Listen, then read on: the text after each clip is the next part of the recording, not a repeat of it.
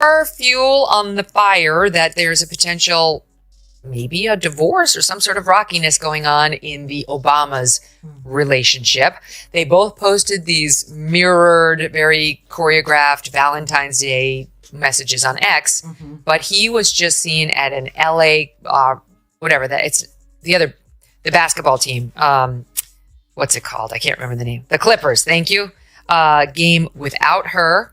And they stole his first term as president. These absolute liars who run around trying to act like they're the protectors of democracy completely ruined it, tried to undermine it at every turn and at the highest levels with lies, with out and out lies that were really serious, and changed foreign policy and changed the course of history in this country in Trump's presidency. And there must be accountability. There has to be actual criminal accountability for those who lied. And I can't wait to see this administration do it. Barack Obama built his reputation on calm composure and eloquent speeches. But Megyn Kelly isn't buying the act anymore. She cuts through the polished image, revealing a man more concerned with preserving his legacy than facing real accountability.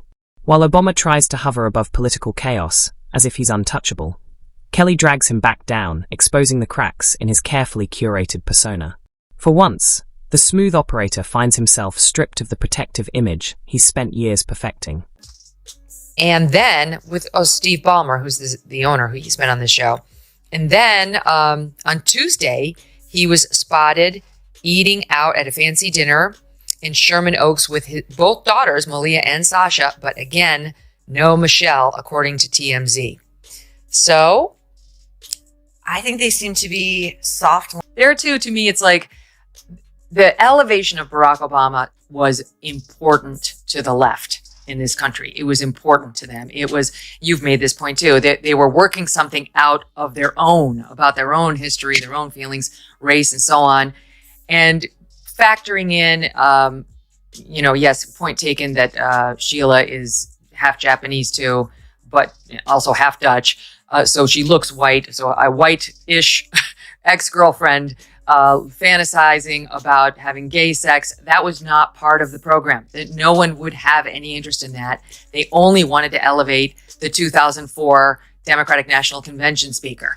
There is no red America. There is no blue America. There is only... For a decade, Barack Obama has meticulously shaped his identity as the untouchable elder statesman, a polished figure who seems to float above the dirty business of politics. Latte in hand, confident smile in place. But to Megyn Kelly, it's all branding. She doesn't see a visionary leader. She sees a man repeating the same carefully scripted performance, hoping no one notices the growing fractures in the foundation of his so-called legacy. When I first saw that he was seen at a basketball game without her, I'm like, well, that's no big deal. Doug would go to a basketball game without me all the time. I would say, go without me. But then when I heard, then he went on to meet with their daughters. Right. Like there was, you know how it is. Like every parent who's got girls who are in college is like dying to spend time with their daughters.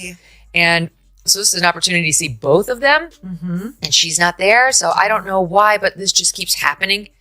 And that Valentine's Day message was so ridiculously that intelligence community assessment of January 17 was set to downplay Russian interference in the 2016 election. And then after a meeting with Obama and the top intelligence community officials, or at Obama's direction at least, the intelligence community did a complete 180 and played up Russian interference instead of playing. If you're enjoying this video, don't forget to subscribe and hit the bell icon for more. Now back to the topic. Obama's playbook is classic illusion. He vanishes when accountability is needed and reappears when the moment is perfectly staged for applause. When controversy strikes, he's the silent observer. But when it's time for a Netflix feature or a polished speech, he steps right back into the spotlight like it's his natural habitat. Megyn Kelly has no patience for the act. She sees it clearly. It's not about leadership, it's about control. Control of the narrative, the image, and most of all, his continued relevance. The girlfriends, without mentioning one of the other barn burners, and that is there was another girlfriend that he had whose letters with Barack were produced to you. She gave you letters between the two of them, except for the one paragraph that would then wind up going public via other means, via Emory University. You sent a researcher to go print what was in that paragraph. In the letters that were given to you, it just said a paragraph about homosexuality. This has made a lot of news, but it turns out that he was writing to his then girlfriend. This is back in the younger years, about how he had repeated fantasies of having sex with men. Now, what do you make of this? It's like, is Barack Obama a gay man? Is he a bisexual man? Like, what is your takeaway of the significance of that paragraph, and why she didn't want to produce it to you, and why no one's really gone there? And that's what makes the whole thing so revealing. This isn't about leading anymore, it's about maintaining cultural dominance long after leaving the Oval Office. Obama has transformed into the ultimate brand ambassador for himself. Every speech, every media appearance, every meticulously planned post-presidency moment feels less like statesmanship and more like a desperate PR campaign to stay relevant. Megyn Kelly calls it what it is: insecurity disguised as influence.